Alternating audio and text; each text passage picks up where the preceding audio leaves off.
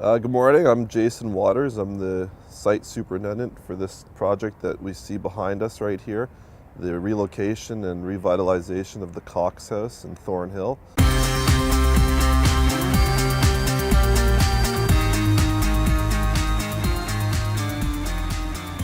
We're here doing this project in order to prepare our site for an upcoming project called Minto WaterGarden. It's going to be a 7-story building with about 218 suites located just to the south of this Cox House we're at right now.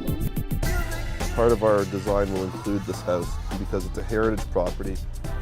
So it's been a long process since basically we've had to create pockets under the foundation and slide these beams in so that it can support the house from beneath and create its own foundation without it sitting on the original one. But we have cribs that look like Tetris blocks or Jenga blocks stacked up. These are basically 8 by 8 inch railway ties, and when they're stacked strategically like that, they're actually extremely strong. This is a technique that's ancient and still used today because there's really nothing stronger than that system.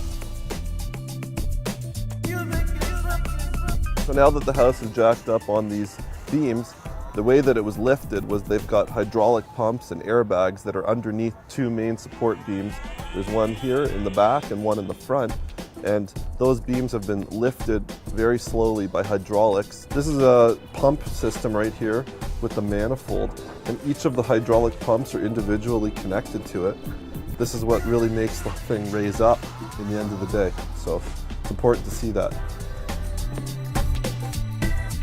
We don't really get nervous because these guys are the pros. They're the ones that do this all the time. They've been around 55 years, I think.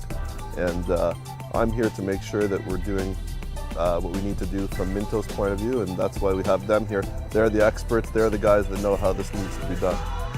And we've also salvaged a lot of the original field stone that was used inside the basement, which we'll be slicing into 4 or 5 inch thick pieces and putting that as a facade on the basement foundation walls to keep the original look. We have 2 21-inch beams that run east, north, and south beneath all of the crosser beams. Those are 21 inches by 50 feet, and these are all 18 inches, and they're about 50 feet long as well. So they're all sitting on the 21-inch high beams, which carries all of the weight, and under those beams is where we have our rollers that allow the house to roll back and forth.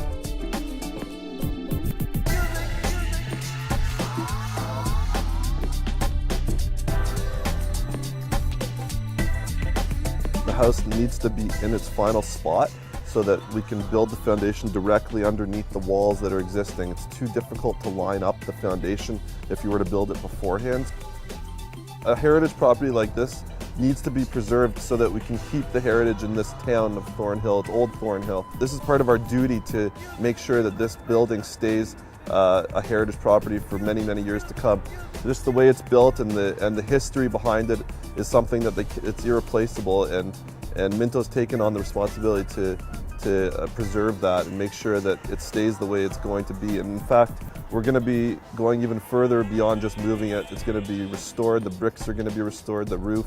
It's going to be completely restored to look like the day it was built over 100 years ago.